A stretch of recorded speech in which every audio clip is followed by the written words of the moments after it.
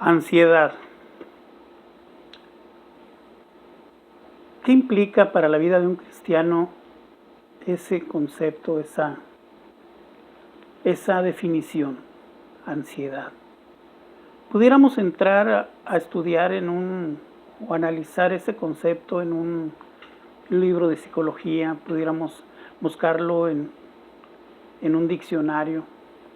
Pero algunas cosas como esta, por ejemplo, como la interpretación o la definición de este concepto, se maneja de una manera muy diferente en la vida cristiana, o se debiera de manejar de una manera muy diferente en la vida cristiana.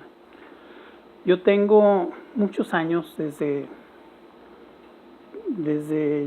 yo creo que principio de los 90, que una de mis hermanas, la que sigue justamente hacia abajo de mí, yo he notado cómo la vida en Dios se mueve tanto en su vida y de una manera tan manifiesta que yo le digo, y ella desgraciadamente es muy ansiosa, y yo le digo, tu problema es que no ves lo que tienes, tu problema es que fincas tu percepción de las cosas en base a lo que Dios no te ha dado. Ella tiene una posición económica estable, ella es empleada, mas sin embargo su casa ya es propia, le compró a uno de sus hijos, tiene su carro, tiene su empleo y además de ello tiene su negocio. Su hijo, el hijo que le queda, está trabajando en una muy buena empresa, le están pagando muy bien. Mas sin embargo, dentro de su corazón hay una ansiedad muy fuerte que no quiere o no ha logrado soltar. Entonces yo le digo, tu percepción de la vida está en base a lo que no tienes, no está en base a lo que Dios te ha dado. Y y desgraciadamente en estos últimos meses, estamos hablando los meses de marzo, abril, mayo, junio y julio de este año 2020, que finalizó ayer, el mes de julio, yo he notado mucha ansiedad entre el pueblo de Dios. Y básicamente lo he notado en que el pueblo de Dios no está escuchando. Yo tengo por costumbre, les mencionaba en ocasiones anteriores, tengo por costumbre procurar servirle al Señor o intentar cuando menos servirle al Señor en los medios escritos. Pero sea medio escrito o sea un video el que yo reenvío, tengo la suerte de contar en las redes sociales con bastantes contactos, preferentemente usuarios voy a decirlo así, del perfil de la congregación. Y si es un video que tiene, por decirlo de una manera, 5 minutos de duración, cuando yo lo envío no ha pasado un minuto cuando recibo el like. Entonces yo inmediatamente me doy cuenta de que el video no lo han visto. Y no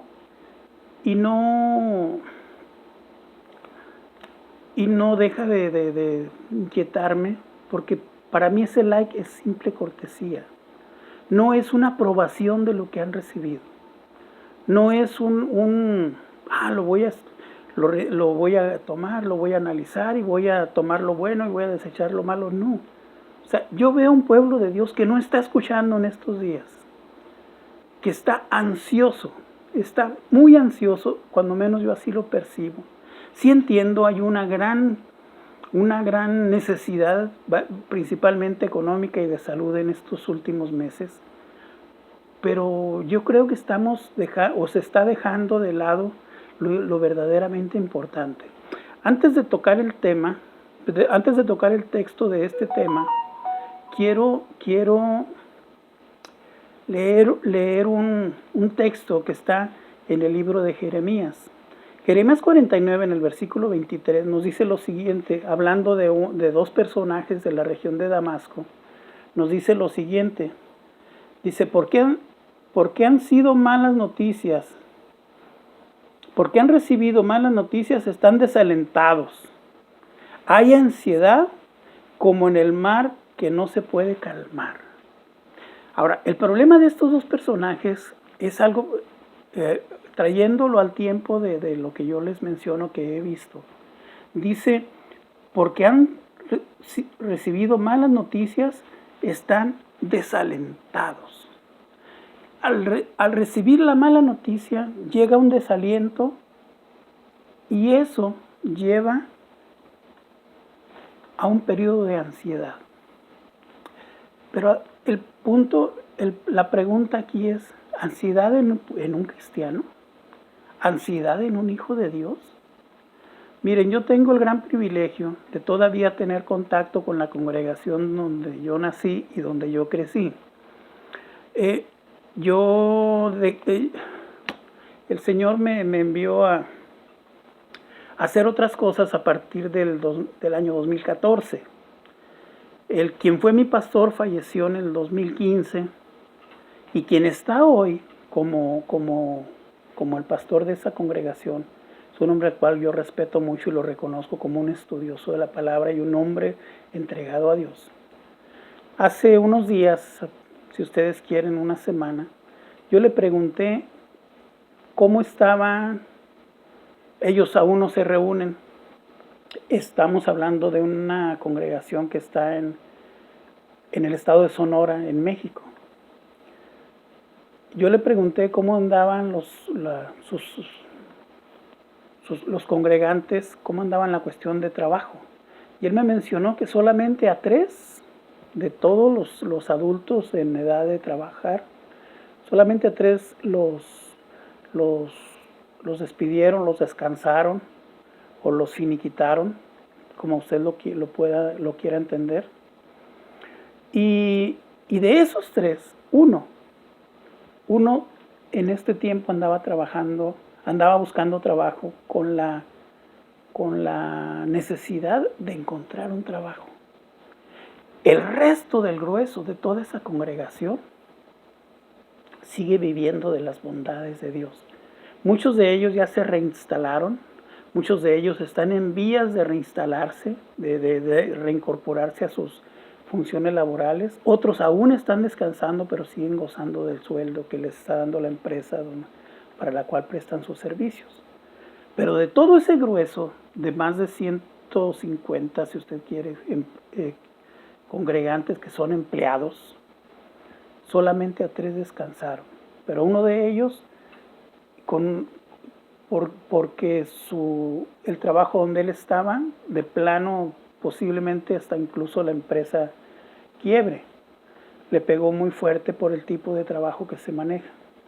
De los otros 2 que les menciono, uno de ellos, juntamente con su esposa, encontraron algo que les va a dar mucho más que el simplemente trabajar. Pusieron su propio negocio. Y el otro está buscando trabajo.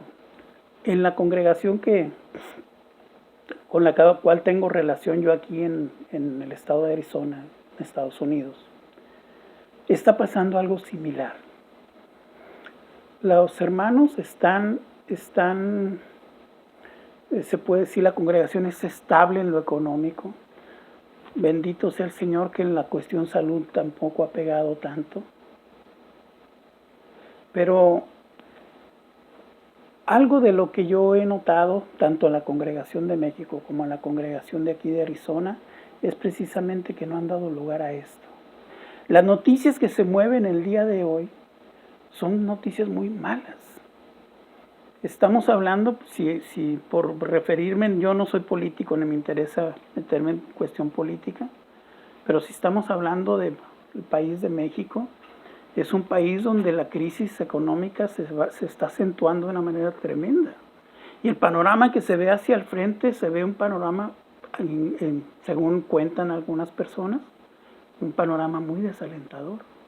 Mas, sin embargo, este versículo que yo les mencioné no ha hecho raíz en la congregación del estado de Sonora. Cuando menos yo lo percibo por los comentarios de los hermanos. Siguen enviando mensajes. Yo estoy en un grupo de oración con ellos. Los mensajes que envían son mensajes no propiamente positivos, porque pues no encaja muy bien en mi manera de ver la vida cristiana el positivismo, pero son mensajes de confianza en Dios, son mensajes de aliento en Dios, son mensajes de de, de, de, de una vida confiada en la gran provisión de Dios. Uno de los versículos que a mí en lo particular me ayuda mucho, me anima mucho cuando hay periodos de crisis en mi diario vivir, es Eclesiastés 2:26. En una de sus partes dice, y yo haré que el pecador acumule para darle a aquel del cual Dios se agrada. Dos o tres palabras antes habla de que Él es el que da sabiduría, Él es el que da conocimiento y Él es el que hace vivir en el gozo. Pero hay una condición. Dice, porque aquel del cual Dios se agrada. A Él Dios le da sabiduría, le da conocimiento, le da gozo y hace que el pecador acumule para darle a aquel del cual Dios se agrada. Eso yo lo veo en la congregación del estado de Sonora. Hermanos y hermanas muy confiados en Dios. Son 3 grupos de oración los que hay en esa congregación. Uno llamado 24 horas, está el grupo de las mujeres y está el grupo de los varones. Y todos orando unos por otros, unos por otros, unos por otros. Y no solamente los de la congregación. Hoy en la mañana me desperté con un mensaje, un WhatsApp, de un hermano pastor de la Ciudad de México, del área de Aragón, donde me pide que incruste una petición de él en el grupo de oración de la congregación de Sonora, la petición de 2 hermanos de la Ciudad de México que están presas del COVID. No sé si sean de su congregación, solamente él dio los nombres, los metimos dentro del grupo de oración y los hermanos están orando por ellos también. Entonces, sigue moviéndose la vida en Dios, sigue moviéndose la vida en Dios, sigue moviéndose la vida en Dios. ¿Por qué? Muy simple, porque no han dado lugar al desaliento. Dice la Escritura, en el mundo tendrán aflicción. Pero también por otro lado dice Pablo que él, la aflicción que le ha venido a su vida, es una aflicción gozosa. Solamente aquel que ha podido entender el plan y los propósitos que Dios tiene para su vida puede estar dentro de una aflicción gozosa. No podemos nosotros darnos el lujo de pensar que todo esto está fuera del dominio de Dios. Dios está en control de todas las cosas y si hay alguien dentro del pueblo de Dios que no ha podido entender eso, que no ha podido creer eso, le falta más conocer a su Señor. Miren el texto base del cual yo iba a hacer uso para este mensaje. Está en Lucas 12, del versículo 22 en adelante. Y dice, hablando Jesús a sus discípulos, y dijo a sus discípulos, por eso les digo, no se preocupen por su vida, qué comerán, ni por su cuerpo, qué vestirán, porque el alma es más importante que la comida, y el cuerpo es más importante que la ropa. Consideren a los cuervos que ni siembran ni cosechan, no tienen bodegas ni graneros, y Dios los alimenta.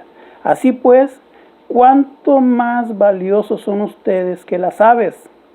¿Y quién de ustedes podrá con su preocupación añadir un codo a su estatura? Pues si no son capaces de hacer ni lo que es menos, ¿por qué se preocupan por lo demás? Consideren a los lirios cómo crecen, que no trabajan ni tejen, pero yo les digo que ni siquiera Salomón, con todo su esplendor, se vistió como uno de ellos. Y si así viste Dios la hierba que hoy está en el campo y mañana es arrojada al fuego, a un horno, cuánto más a ustedes, hombres de poca fe. No busquen qué comerán o qué beberán, que no se distraiga su mente con estas cosas, porque todas estas cosas busca la gente del mundo, pero su Padre sabe que también ustedes tienen necesidad de estas cosas.